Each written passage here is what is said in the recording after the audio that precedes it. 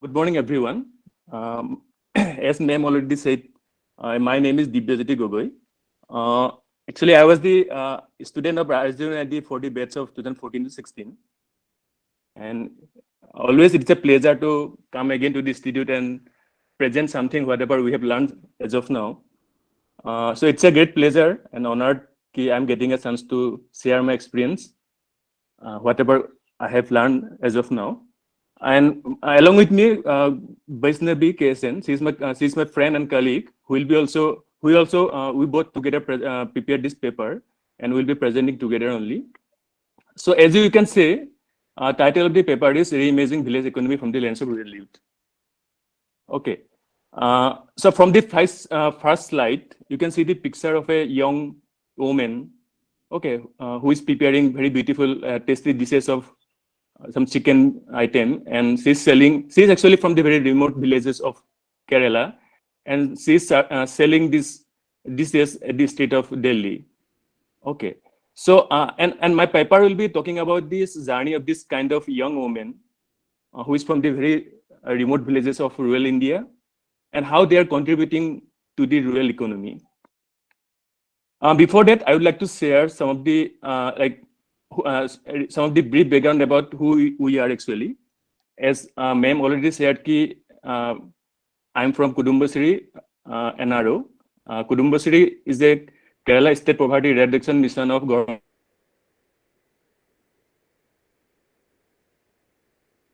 of Kerala. Prosperity and Shree means family. And from the that logo of Kudumba, you can see there's a three-flower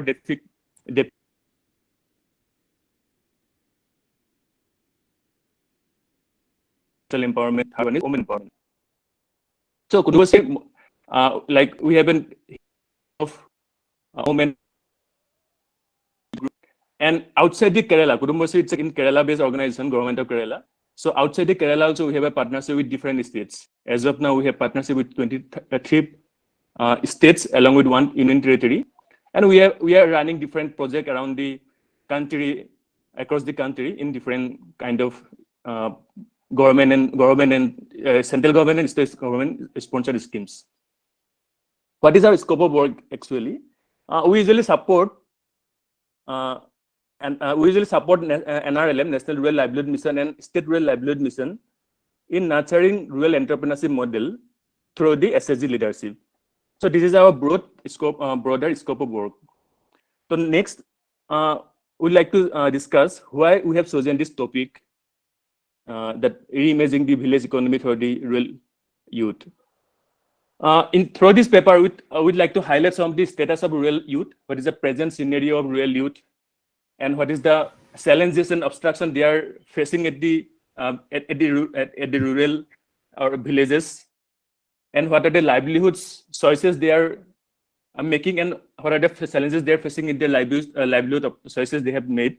And also, as a practitioner, development professional working in the field of development sector, what are our observations regarding the youth in the field of entrepreneurship, and also try to analyze the potential of youth and how it can be tapped and how it can be channelized for their betterment and for the development of the rural economy. And what finally we are arguing and what finally we are trying to justify key, youth are contributing a lot to the rural economy through the village entrepreneurship. And that we'll be discussing the subsequent slide. Before that, I would like to share some of these statistics from the rural self-employment, from the rural self-employment view. As you like, most of us know from the NSSO survey that 9% of Indian rural workforce are in regular salaried job. That means out of 34 crore workers, we have only 3 crore workers at the villages, those who are regular salaried job. And mostly out of that, you can see 53% are rural male and 55.8% are rural female, which are belong to the age group of 15 to 90, which you can categorize as youth. That means around 19 crore people. And unemployment rate among the rural males is 8.02%, whereas among female is 6.05%. And although we know our rural livelihood, rural economy is primarily based on agriculture, but there is a like we have seen from the last couple of years, there is a quite improvement in the non-farm sector also. Non-farm in the sense not related to the agriculture, not related to the farming. That means apart from the agriculture, also non-farm sector is grooming. Most of the people are depending on the non-farm livelihood sectors. And also we know that there is a like among the rural youth, there is a trend of migrating from the rural area to the urban area. So where you can see out of 1,000%, there are 26 number of youth, they are migrating from the rural to the rural to the urban. Okay, and there are lots of micro enterprises in the sense enterprises whose revenue, like there are many small and kind of businesses whose revenues we can say around 2 to 5 lakh, under the 2 to 5 lakh revenue in a year. So this we can categorize under micro enterprises. So there are lots of micro enterprises at the rural level, but they are unregistered. They are disorganized. They are unregistered. Okay, and out of that we can see nearly 93%, majority of the enterprises are investment up to rupees 1 lakh, and 67% of the enterprises are investment of below 25,000. So this is the present statistics and present scenario of the rural and their self-employment and among the rural youth. Now let me give you a brief highlight about the brief idea about what are the obstacles, what are the challenges that has been facing by the rural youth entrepreneur at the villages. Yeah, the first one is missing knowledge system. We usually see at the villages, suppose one entrepreneur, one guy, one youth has opened up a tailoring shop. Suppose he or she has started a food business. By seeing that model, by seeing that business, someone else copied that idea and started business. At the end, they may find lots of challenges. They may find lots of competition. At the end, the business gets failed. That means that youth at the villages, they are not exposed to the new ideas. They easily copy from the others. They do not have specific skills to the different kind of businesses. So that's why one first challenges is missing knowledge ecosystem. Another one is missing incubation ecosystem. Once the business is set up, after the setting up the business, people are not aware, do not have any idea to run the business. They do not have proper like accounting skills, proper customer handling skills, proper planning, proper idea of how to prepare a business plan. They do not have any idea how to run the businesses. Okay, so this kind of incubation system is not there among the youth of the villages. And lastly, the final one is missing banking ecosystem. Missing banking ecosystem is that there is no sources of financial support at the villages. Suppose one young entrepreneur is interested to start a business, but at the villages they do not have sufficient facility of providing a banking support or any financial support for any kind of the institutions. So as a result, these are the these are the challenges that have been facing by youth. As at the end, they are like they are helpless. Okay. Hope my screen is visible and I'm sounding good, right? Yes, go ahead, Gogoi. Okay, fine. Yeah. So with that only, we have understood the present scenario of the youth, what are the challenges they have faced. So that is why, we are going to talk about one of the central government sponsored schemes, that is Startup Village Entrepreneurship Program, which has been initiated by the government of the Ministry of Rural Development in the year 2014-15. They have announced in the budget of that 2014-15 and allocated some fund for that. So in order to create self-employment among the villages, women, whether it's a woman, whether it's a male or youth, and it can be any kind of category. Okay, and that self-employment could be created through the micro enterprises. Okay, with the help of entrepreneurship, with the help of micro enterprises.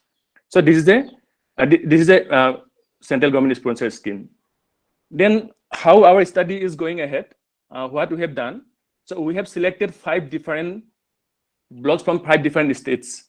You can see we have 5 different states, namely Madhya Pradesh, Rajasthan, Chhattisgarh, Uttar Pradesh, and Bihar. From the different states, we have taken 100 samples from the 5 different blocks. This government scheme is running in different states, as I already mentioned, and we have taken sample of 100 from each block, and 70 from the Bihar actually. Okay, and these are the people, these are the youth in the S category of 15 to 29. Those who are running micro enterprises at the villages. So this is our area of study. So after the collecting the data, after the analyzing the data, what we have seen out of the entire 47 sample what we have collected from the 5 different blocks of 5 different states, that mostly 54, the majority of the entrepreneurs are female. Okay, and we can see that in the social category, mostly they are OBC, and then subsequently they are ST and SC category people, entrepreneur. Okay, and majorly in terms of education qualification, they are majorly secondary school dropout. Also, mostly are less than 5th standard pass out, and some of them are graduate and postgraduate also. And if we talk about the business category, we know there are three kind of business category: manufacturing, service and trading. Like majorly people are into the trading business. That means trading businesses are quite favorable among the youth at the villages. Then service business, then manufacturing. Okay. Okay. The another analysis what we have observed through the data is that so we try to find out what are like top 7 favorable businesses among the real youth. Okay. These are the enterprises what we are talking about. These are the micro enterprises. These are very enterprises which has investment of nearly 50,000 to 30,000, such like that. So these are the like kirana, tailoring, ladies store. So this kind of businesses that has been run by the youth at the villages. So we have seen kirana is the highest among all the enterprises, all the businesses, which is the number 84. And even we have tried to segregate among the social category also, who is running like general, OBC and ST and SC, among that which kind of social categories and what kind of businesses. So what then we have seen, like general social category, mostly the general people, they are into the trading kind of business. Trading in the sense kirana, trading can be kirana, okay, and that ready-made clothes store, whether it's a vegetable trading. E-Mitra is also quite famous among the rural youth. Okay, and among the ST and minority community, they are also into the trading business. And OBC and ST, they are primarily in the trading primary commodities in the sense kirana, vegetable trading, ready-made clothes store. So this kind of businesses are quite favorable among the rural youth at the village level. So another one is we have tried to see the trend of the 10 related to the education qualification. What we have observed, mostly the graduate and above the graduate people, they are into the e-Mitra service and kind of digital services. So suppose as e-Mitra is quite kind of, they need quite professional, like they need some kind of accounting knowledge, also the technical knowledge. That's why people who are graduate and above the graduate, they are into the e-Mitra services. Those who are less than 5th standard, they are, okay. So they are less than those who are less than 5th standard, they are into the trading businesses. Those who are from the secondary level dropout, the secondary level qualification, they are also into trading businesses. So these are the 10 we have observed. So what we have like from the field observation, what we have already seen ki educated fine, it's a less feasible option. Like what we have seen ki mostly those who are very like graduate or above graduate, they are not into this kind of businesses. They feel ki these are better, or they are into they will try for some kind of government job. So at the end, they are not earning anything. Okay. So, but those who are below graduate, those who are 10 pass or 5th pass, they are running this kind of businesses, and they are earning a very good profit and revenue at the end. So how it's impacting the real economy? You can see there is we are trying to project a very good figure, like trying to put some revenue figure in the slide key under the different category. So manufacturing, service and trading is contributing how much revenue to the economy. So among the 470 enterprises, you can see there are 7 lakhs, not 7 lakhs, 7 crore they are earning, 7 crore revenue they are earning in a year. and 2 crore profit they are earning in a year. So this kind of revenue they are pumping into the rural economy. So that's how, like, we can say that this rural youth, although they are running this kind of small petty businesses, micro enterprises, micro businesses, but they play a very important role in rural economy. So these are some of the couple of case study, couple of enterprises that we have collected from the field. You can see these all are youth. They are running different kind of business. It's a puja. It's a beauty product business. It's a e-mitra services. It's a beauty parlor. It's a ready-made clothes store. It's a ready-made clothes store. Kirana shop, sweet shop, tiffin business, bike repairing, electronics, mobile repairing shop, iron shop. Okay, tent house. Yeah, and e-rickshaw. So these are some of the case studies that we have identified from the field. So yeah, so this is my last slide. So at the end, what we're trying to conclude through this study and through this paper and through this presentation is that that youth of the rural youth of the villages, they have a quite like huge potential. We should explore this opportunity. We should explore their potential among whatever the potential available in the youth, among the youth at the rural level. Although this studies related to the nano enterprises only, micro enterprises only, we should also try to see there are lots of youth who like running different kind of businesses, and like not only nano enterprises, they are also running some kind of bigger enterprises than the nano enterprises. So so we should explore that also. We should also study that kind of. We should do some kind of study on that also. We should also focus on the skilling and reskilling of the youth, because as I already mentioned, there like missing ecosystem is there at the village level. Youth are lacking different kind of domain skills. So that is why like we should focus on the giving skills to the youth at the villages, and we try to promote try to create an entrepreneurial ecosystem at the villages. Okay, so we usually think when like youth, those who are educated youth, if they are running a kirana shop, if they are running a vegetable trading shop, it's another reputed job or something like that. We have that kind of mentality at the villages. But through this paper, we're trying to show that like although they are like this may be a very low investment run business, but they are earning a very good revenue, very good profit at the end of the day, and they are contributing a lot to the economy. And we also know that rural economy is very crucial for our Indian economy and their GDP and their national income. Thank you.